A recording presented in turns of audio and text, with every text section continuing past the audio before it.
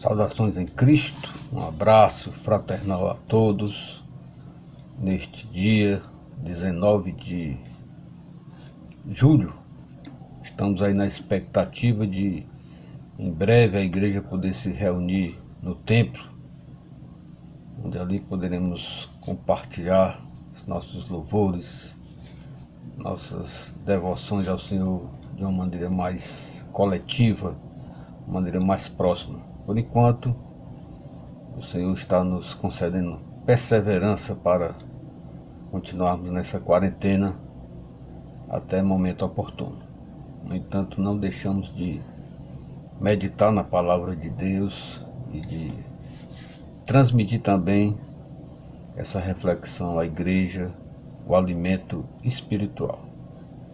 Vamos nesta oportunidade meditarmos no livro de Atos, capítulo 2, do verso 41 ao 47. Diz assim a palavra do Senhor. Atos 2, 41.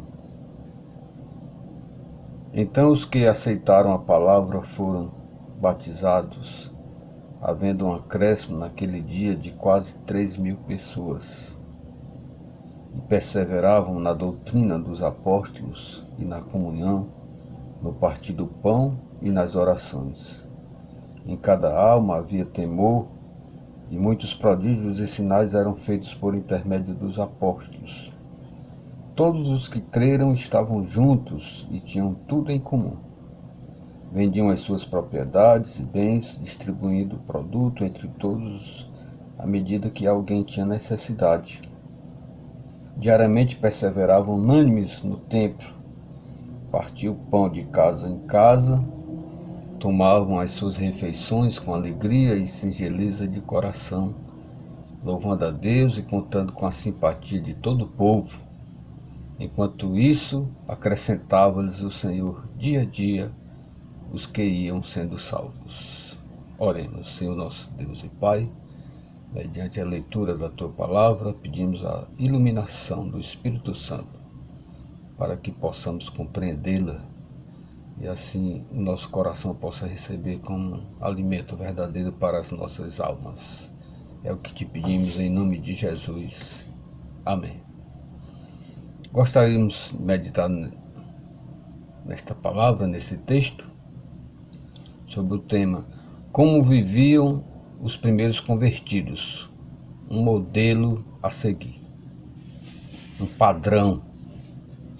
A igreja primitiva é um exemplo a se seguir pelas suas características. A gente observa aqui no versículo 41, ele diz assim: e foram batizados, havendo um acréscimo naquele dia de quase 3.000 pessoas. Após a pregação de Pedro, apóstolo, mas também pescador, um simples pescador, homem de pouca intelectualidade, mas ungido pelo Espírito Santo, e pregou um sermão expositivo, baseado nas Escrituras, cheio do poder de Deus. E diz a palavra de Deus que naquele dia houve um acréscimo de quase 3.000. Interessante você notar que não houve apelo por parte do pregador, mas o apelo foi daqueles que ouviram. Depois que eles ouviram, descompungiu-se-lhes o coração. E o que faremos? Então, esse crescimento que vem de Deus, o crescimento da igreja que vem de Deus, ele é totalmente diferente do que podemos dizer que estamos vendo hoje. Hoje a gente vê o crescimento de um evangelismo frio, um evangelismo sem mudança de vida. A gente vê a igreja crescer, algumas denominações crescerem, mas a gente não vê transformação de vida naqueles que se dizem evangélicos. Não que a igreja não exista mais, como alguns chegam ao absurdo de dizer que a igreja perdeu a sua identidade totalmente, ou que a igreja não está mais atuando, estamos apenas aguardando a vinda de Cristo, a igreja já é apóstata. Não, ainda não chegamos nesse patamar da total apostasia da igreja. Mas a gente vê sinais, algumas características, alguns fatos, alguns comportamentos que não condizem com o comportamento do verdadeiro cristão. Nessa grande quantidade de evangélicos, onde a gente vê muita quantidade, mas a gente vê pouca qualidade. É dentro dessa perspectiva que nós queremos aqui tirar algumas lições da igreja primitiva, algumas características desses primeiros convertidos, né, que evidenciavam um comportamento genuinamente cristão, do qual a gente, ao longo da história, a gente não consegue observar com tanta facilidade. Por isso é um modelo a se seguir, um padrão, e que nós podemos observar na palavra de Deus, tendo em vista que aqui se trata de verdadeiros convertidos, pois esse crescimento não veio do homem, não veio de métodos de crescimento, não veio de apelos forçando as pessoas ou de motivações que não fossem realmente seguir a Deus. Mas a gente vê que Deus acrescentava dia a dia aqueles que iam sendo salvos. Isso é um fator muito importante, porque o acréscimo que vem de Deus, o crescimento que vem de Deus, esse nós podemos dizer que é verdadeiro, porque Ele é quem converte os corações, Ele é quem chama os seus, e é Ele quem faz a obra. Portanto, nós queremos, amados irmãos, observar aqui no texto que foi lido, algumas características que apontam para um cristianismo autêntico e que devem ser modelos a que devem ser seguidos. A primeira característica que a gente observa aqui é a perseverança na doutrina. Ele diz aqui: e perseveravam na doutrina dos apóstolos. A perseverança. Essa palavra perseverança, ela vem de permanecer firme. Significa perseverança, significa sustentar por muito tempo aquela ideia, aquele propósito. Daí, fazendo uma aplicação para nós, dentro do nosso contexto, perseverança significa continuidade. Então, o que a palavra de Deus está querendo dizer é que os primeiros cristãos, eles não pararam de estudar as Escrituras, mas eles continuaram perseverando. Eles examinavam as Escrituras e eles tinham prazer nisto.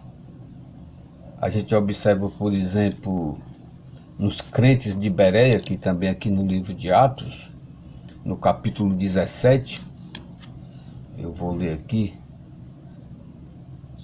Atos 17, verso 11, diz assim: quando eles ouviam a pregação dos apóstolos, aí o texto diz, com relação ao entendimento que eles tinham, diz assim: ora, estes de Bereia eram mais nobres que os de Tessalônica, pois receberam a palavra com toda avidez, examinando as Escrituras todos os dias, para ver se as coisas eram feitas assim. Ou seja, eles examinavam as Escrituras para ver se realmente a pregação dos apóstolos estava de acordo com as Escrituras. E esse exame, esse estudo é exatamente o que indica que a igreja primitiva perseverava. Ela perseverava na doutrina, permanecia firme. Eles não esqueceram, eles não pararam. a gente tem acompanhado nos últimos anos, no Brasil e no mundo, a partir dos anos 60, surgiu o movimento carismático. E esse movimento carismático, ele dava muita ênfase aos dons, a falar línguas, ao dom de profecia, a, a ênfase de estar cheio do Espírito Santo. Nós entendemos que o crente deve ser cheio do Espírito Santo. Mas o que a gente observava e ainda observa resquícios deste movimento carismático é que existiam muitas pessoas que se diziam cheias do Espírito, mas que não tinham conhecimento da palavra de Deus, não examinavam as Escrituras, não tinha doutrina. Então ser cheio do Espírito sem doutrina é uma antítese, é uma contradição. Ninguém pode ser cheio do Espírito sem ter conhecimento da palavra de Deus. Olha o que diz Paulo a Timóteo no capítulo 3, versos 16 e 17. Toda a Escritura é inspirada por Deus e útil para o ensino, para a repreensão, para a correção, para a educação na justiça, a fim de que o homem de Deus seja perfeito, perfeitamente habilitado para toda boa obra. Então, para que o servo de Deus seja perfeitamente habilitado para toda boa obra, é necessário que ele conheça as Escrituras. E as evidências de quem é cheio do Espírito não são necessariamente somente poder de cura ou de falar outras línguas. Não. É mostrar um testemunho segundo aquilo que Deus requer do crente.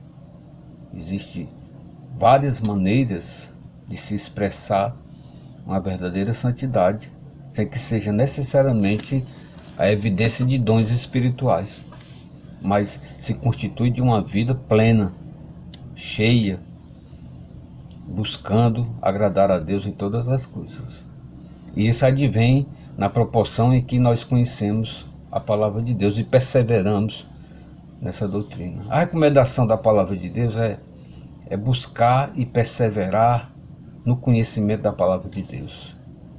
O apóstolo Paulo, escrevendo lá aos Efésios, no capítulo 6, quando ele fala da armadura de Deus, ele diz assim, 6, 14 a 18. Estais, pois, firmes, cingindo-vos com a verdade, vestindo-vos da couraça da justiça, calçai os pés com a preparação do evangelho da paz, embraçando sempre o escudo da fé, com o qual podereis apagar todos os dardos inflamados do maligno. Tomai também o capacete da salvação. E por fim ele diz, e a espada do Espírito, que é a palavra de Deus. Com toda oração e súplica, orando em todo o tempo no Espírito, e para isto vigiando com toda perseverança e súplica por todos os santos. Então, uma das armas mais importantes que ele cita aqui na armadura de Deus é a espada, que é a palavra de Deus. Portanto, uma das características que nos chama a atenção da igreja primitiva é que eles perseveravam na doutrina. Eles não pararam. Eles continuaram. Muitas vezes acontece na vida de alguns crentes de que no começo, nos primórdios da sua conversão, eles têm um grande interesse por aprender sobre a igreja, sobre a doutrina, sobre aquela nova vida, mas com o tempo eles vão desanimando e param de estudar a palavra de Deus. Mas a igreja primitiva diz que não, eles não pararam, mas eles perseveraram. Que assim também você possa fazer, que nós possamos perseverar. Aquele mesmo espírito que você tinha quando se converteu, de querer aprender, de querer saber da igreja, deve continuar. A gente deve ser assim como uma criança que tudo é novidade. A gente nunca deve deixar que a carne, que a nossa natureza inclinada para o pecado, possa deixar de se deleitar na palavra de Deus, de ver uma novidade na leitura da palavra de Deus. A gente deve ler todo dia a palavra de Deus como algo novo, aprender. Eu já li a Bíblia várias vezes, mas toda vez que eu leio um livro da Bíblia, eu me deparo com coisas novas em cada texto, em cada capítulo. Parece que eu estou lendo pela primeira vez. E assim deve ser o nosso sentimento de perseverança, de continuidade, de sempre ter aquele prazer, de ter aquela novidade, de ter aquele desejo, aquele anseio de ouvir e de aprender da palavra de Deus. Mas nós observamos também na igreja primitiva outra característica que importante para nós evidenciarmos num genuíno cristianismo e assim prosseguir. É a perseverança na comunhão. Eles também continuavam na comunhão. Diz assim o texto: e perseveravam na doutrina dos apóstolos e na comunhão e no partir do pão. Vamos juntar aqui comunhão e partir do pão. A palavra comunhão significa, é o termo grego koinonia, quer dizer compartilhar algo em comum, viver em plena união, compartilhando não somente por momentos, mas ampliando mais essa relação para o cotidiano diário. E o partir do pão significava compartilhar na refeição, sentar à mesa. Pode aqui significar se referir à ceia do Senhor, como também pode se referir a qualquer alimentação compartilhada que eles tivessem em família. Juntar à mesa significava algo de muita intimidade. Portanto, eles viviam nessa plena comunhão. Então, o termo koinonia, que é comunhão, significa comunhão, intimidade, cooperação. Significa que eles compartilhavam as suas atividades comuns dia a dia. Ou seja, havia uma comunhão fraterna em torno do amor e da paz de Cristo.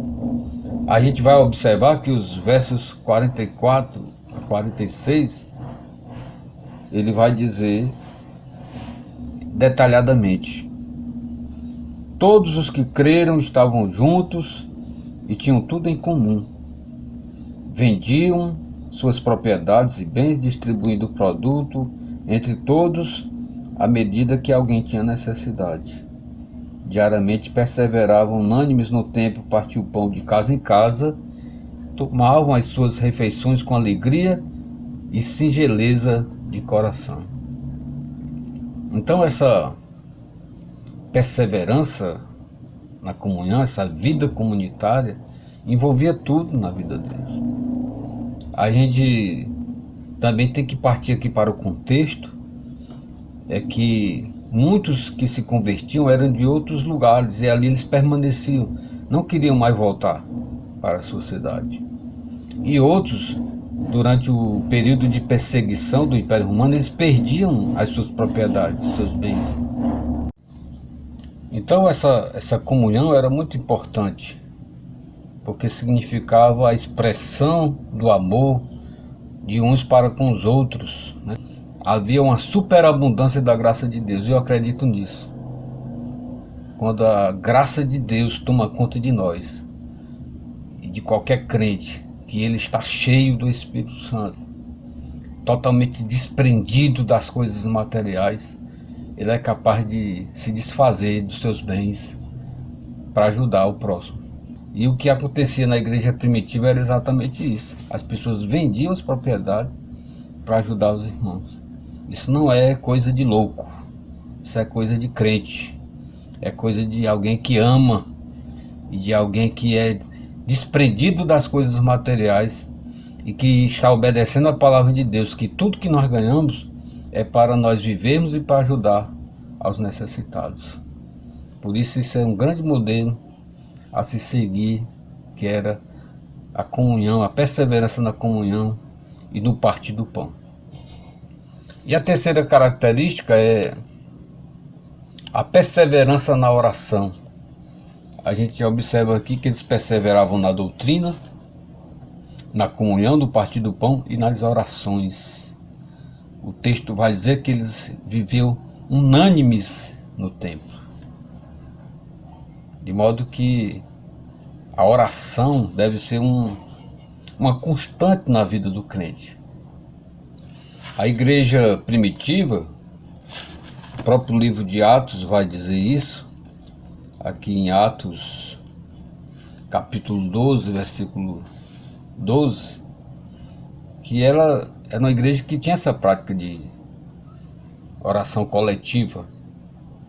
Diz assim, Atos 12, 12, quando do livramento de Pedro da prisão, considerando ele a sua situação, resolveu ir à casa de Maria, mãe de João, cognominado Marcos, onde muitas pessoas estavam congregadas e oravam. Então ali era comum a igreja estar reunida na casa dos irmãos para orarem, para perseverarem na oração. E Atos 16, 25,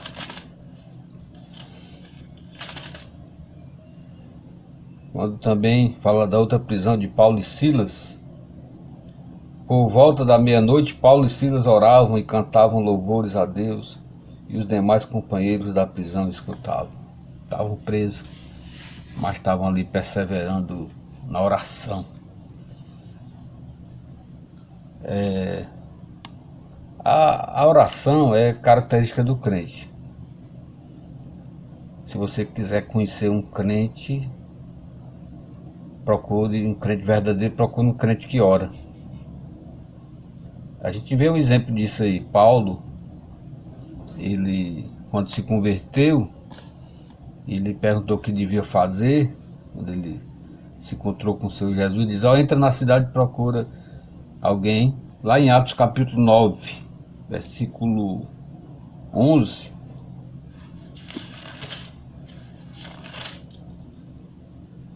Atos 9, este alguém era Ananias, né? Um discípulo do Senhor Jesus. Aí, como é que Ananias, que também recebeu a visão para encontrar Paulo, qual seria o sinal? Ele vai dizer aqui no verso 11, então o Senhor lhe ordenou, dispõe-te, vai para a rua que se chama Direita, e na casa de Judas procura por Saulo, apelidado de Tarso, pois ele está orando. Ele iria identificar Paulo porque Paulo estava orando. A oração é muito importante para identificar o crente. É um meio de graça. Assim como não pode existir um crente cheio do Espírito sem doutrina, assim também não pode existir um crente cheio de doutrina sem oração. Querer saber de doutrina. Não, eu gosto da doutrina, mas eu não gosto da oração. Não.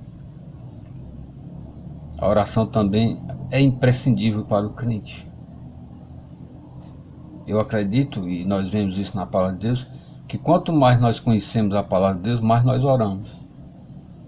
E quanto menos nós conhecemos, menos nós oramos. E quanto menos se conhece, mais ora errado. Porque é preciso a gente conhecer a Deus para a gente falar com Deus. O Espírito Santo nos ajuda. Mas se a gente também não conhecer, vai sempre continuar orando errado. Orações, por exemplo, que Senhor, que esta oração não fique no teto, mas que passe. Qualquer oração que a gente fizer, seja certo ou seja errado, vai chegar aos ouvidos de Deus. Não precisa nem a gente falar, basta pensamento. Porque Deus sabe todas as coisas. Então, não adianta orar, pedir que a oração passe do teto. Porque ela vai passar de qualquer maneira. Já passou, porque no momento que você pensa, Deus já está sabendo. Então, muitas vezes essas orações são frutos de desconhecimento da palavra de Deus. De modo que Deus, ele não é Deus só de perto, ele é Deus de longe também. É outra coisa. Ah, vamos fazer uma oração, mas tem que tá todo mundo interligado. Se for preciso, se for oportuno, é bom, porque todo mundo junto. Mas o irmão pode estar onde for, no lugar mais longe do mundo. No momento que eu fecho os olhos aqui, que eu penso nele e oro por ele, não existe empecilho nenhum no mundo que impeça dessa oração chegar aos ouvidos de Deus. E se for uma oração sincera, se for da vontade de Deus, Deus vai atender. Então, a oração, ela condiz com o que nós conhecemos. Portanto, você que pensa que e vive dessa maneira, eu gosto de doutrina, mas não gosto de oração, mude seu pensamento. Passa a ser um crente de oração. Porque a igreja primitiva, a Bíblia diz que eles viviam na perseverança da doutrina, perseverança na comunhão e perseverança na oração. E isso se via como um testemunho, porque a sociedade via eles como um povo diferente. Isso se via também como uma pregação com a própria vida, porque a cada dia o Senhor ia acrescentando o nome daqueles que iam sendo salvos. Isso é até um dado importante, porque a gente, para pregar, não é necessariamente preciso só sair pregar em outros lugares. A gente prega com a vida e a gente prega com o cotidiano da igreja. Se todos os crentes perseverassem nessas coisas e estivessem unidos, unânimes na igreja, o Senhor iria dar o crescimento, sem precisar a gente sair. Não quer dizer que a gente ia negligenciar de pregar, mas o Senhor ia dar como deu à igreja primitiva, porque ele estava evidenciando um genuíno cristianismo, um modelo a se seguir, que assim também nós possamos fazer. Que Deus nos abençoe e que essas características de um cristianismo autêntico possam ser mais presentes no dia a dia da igreja e que não fiquem esquecidos os comportamentos daqueles primeiros convertidos, uma igreja padrão e que hoje nós temos muito a aprender com ela. Amém. Oremos. Senhor nosso Deus e Pai, te agradecemos mais uma vez pelo aprendizado da tua palavra, te agradecemos pela manutenção da tua igreja, porque tu guardas o teu povo, porque tu usa da tua santa providência para que a tua igreja possa permanecer firme em todo e qualquer tempo.